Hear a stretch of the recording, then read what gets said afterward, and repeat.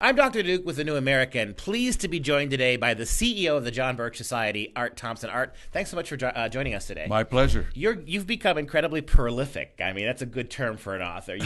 You're writing a lot, and it's a lot of interesting stuff. And your latest book is China, the Deep State's Trojan Horse in America. And I can't think of a more timely topic for a book when you consider what's going on here. And tell people where they can get this. They can get this at the JBS shopjbs.org. Shopjbs.org. It's a That's neat correct. little book, and I think everything you want to know about China, what China's doing today, Art gives you a complete background on that, right? Yes, and I break it down as to how they're doing it chapter by chapter. And that's what I want to talk about with you today. First of all, give everybody an overview of the book. If you had to say in a couple of sentences what the book is about, lay it on us. Basically, it shows how the Chinese have infiltrated into the United States under the eyes of the American people. They don't notice what's going on. And they are being facilitated by what we call the deep state inside the United States. They wouldn't be anywhere if it wasn't for the deep state in the United States facilitating what they're doing. And that's the Trojan Horse idea. That's back when we correct. were talking about Common Core, we recognized that it was a Trojan Horse for all sorts of international meddling, just like we see here. And so start with the idea of the Trojan Horse. We know that Joe Biden has already said that China's not the enemy. We have all of these. We have all this evidence from back when he was vice president, going all the way back to 1973 when he began as a politician, of his sympathy and collusion with China. I mean, that's funny, interesting. 73. It's about the time that Nixon was opening up China, so-called. Correct. Right? Kissinger, and of course. Biden himself was part of all of that. He was beginning his political career then. So talk about how the deep state, in particular, at the highest levels of government, how do they operate with regards to China? Maybe would you consider Biden part of this deep state? Well, yes, and we know too that Biden's son was actually bribed by China. So those things go on all the time. That's the problem with some of the politicians we have, but it also extends into our military. I point that out, that some of our admirals and generals are actually in bed with the Chinese. And they use immigration, they use the internet, they use all these various different segments of society in the United States to infiltrate and start to take control. And like I said, it's all done so that the average American never sees it happening until it's too late. What is the end game? What does the deep state in this country want with regards to China? Basically, they want to help China become the paramount organization within what they call the New World Order. And so this is about globalism. Is that in a nutshell? Absolutely. Right. So what they'd like to see happen is what we're seeing now. They want wide scale revolt in the street. In this case, based on a race war, a conjured up race war here. That's what it seems to be. Black Lives Matter. And what they want is the disintegration of American history, the undoing of the Constitution, all the things that the Antifa people are asking for, and the Black Lives Matter are asking for in terms of erasing our own history is what they want, because they want to replace it with, would you say, a communist regime in America? Yes, and now that you bring it up, a lot of the street violence is being done by organizations that look to China for leadership. And also the longest chapter I have in the whole book is on the pandemic, the Wuhan virus pandemic, because of the changes that have been made on American society as a result of that, and the collusion of American politicians and in think tanks and so on and so forth, going along with what has happened in this country relative to that virus. We know that they have infiltrated the university research departments, for instance, particularly in biological and chemical laboratories, and they've worked hand in hand with the Chinese on viruses. In fact, there was one man at Harvard who was the head of the whole program who was arrested because the Chinese paid him, that they know of, $50,000 plus millions of dollars to set up a biological laboratory in China. And the two Chinese students, so-called, that worked with him were also arrested. One of them was a lieutenant in the People's Liberation Army. So those are the sorts of things that are going on behind the scenes just in that one issue alone. We had Nancy Pelosi today, who's the third in line for the presidency of the United States, who has, ever since the Wuhan virus broke, has blamed Trump and not the Chinese. They've excused the Chinese. She came out today and she called it Trump's flu, right? And you think about the anger of the progressive left that we pulled out of the World Health Organization, which is clearly a puppet of China. Have you talk about the WHO in this? Yes, I do.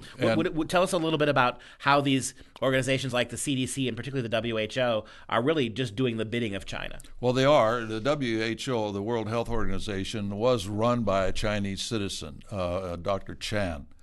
She has subsequently left, and now Dr. Tedros has taken over. And he had the fervent support of the Chinese to take that position. He comes out of Ethiopia, where he was on the leadership of a terrorist organization. And you don't hear about that part of it. By the way, the man's not an MD either. He's got a PhD. But the WHO was doing nothing more than what the Chinese wanted. Everything that the WHO was saying was something that could have come right out of Beijing. And so the Chinese have controlled that organization for a while. And I also have a chapter on the UN showing that there are more heads of agencies in the United Nations from China than any other country. And the WHO is part of that problem. It's amazing how successfully the Chinese have infiltrated every aspect. Yeah. I mean, you look at who makes up the Human Rights Committee. You've got Iran, you've got Venezuela. I mean, my goodness. I mean, it's not even. There's no sense of irony at the UN at all. No. So Donald Trump. One of the things that I've been impressed with Donald Trump and pleased with is, unlike any president in my lifetime, he stood up to the Chinese. He's pulled out of the WHO to the consternation of the world and progressives. With Donald Trump, in your estimation, is he fighting China because he knows what we know, what you know, what the society knows? Or is he fighting China primarily because he's a businessman who recognizes simply that the numbers game between China and America in terms of trade isn't fair? Where would you put him on the scale here? I'd put him in between, frankly. I think it's a little of this and a little of that.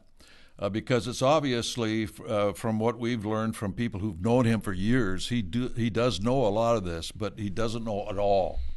But likewise, as a businessman, he thought he could make a deal. Well, the communists don't make a deal. I mean, they may make a deal, but they don't adhere to it over time once it becomes to their advantage to just ignore it. Plus the fact that they always cheat. I mean, look at the World Trade Center, the World Trade Organization. They were allowed into that and immediately violated all the rules. So I think Trump is kind of in between. I think he's learning. I think the biggest thing about Trump is I don't think he knew how big the swamp was when he was elected. He knew it was bad, but not as ingrained as it really he found it to be. The problem is that I think he was having a hard time finding non-swamp people to occupy those positions. So replaced bad people with sometimes less bad, sometimes more bad. But that's one of the problems. So let's say you and I agree on people that should be an ambassador or someone who should be in the chair of a particular agency. Could we get that person to be confirmed by the Senate? Be very, very difficult. You've got to kind of say, okay, I want this guy, but I don't think I can get him through the Senate. I'll have to go with my second or third choice because I think I can get that person confirmed. Now, one of the things I love about your books on monuments was fantastic, by the way. What was the full title of that one? To the Victor Go the Myths and Monuments. And they can get that at shopjbs.org as well. That's correct. What I love about your books, and I haven't had a chance to read this one yet, is it's not just history, it's answers and solutions. Yes. So we've got about a minute and a half left. What in your book, what are your main points of things that can be done to push back against what the Chinese are doing? Number one, exposure. If everybody understands what's going on, they have to go slower, if nothing else. It might not get rid of the problem completely, but they've got to slow down because they know eyes are on them. And so number one is exposure. And then educating the American people as to what's right versus what's wrong. A lot of people don't know how to solve the problems we see in our country because they don't know what's right. They haven't studied the Constitution, for instance, and the principles upon which our country were founded. If they would do that, a lot of these things that they are proposing and trying to do would not go anywhere because we would have elected good people into Congress that wouldn't allow it. We don't have the kinds of people in Congress right now that love the Constitution, that live the Constitution. And I've been in front of an awful lot of these congressmen, just like you and I right now. And a lot of them are afraid, even the ones that understand it. And we've got to be able to give them guts, if you will, by having the constituents support them in doing what's right. The title of the book is China, the Deep State's Trojan Horse in America. You can get it at shopjbs.org. Art Thompson, thank you for your time today. My pleasure.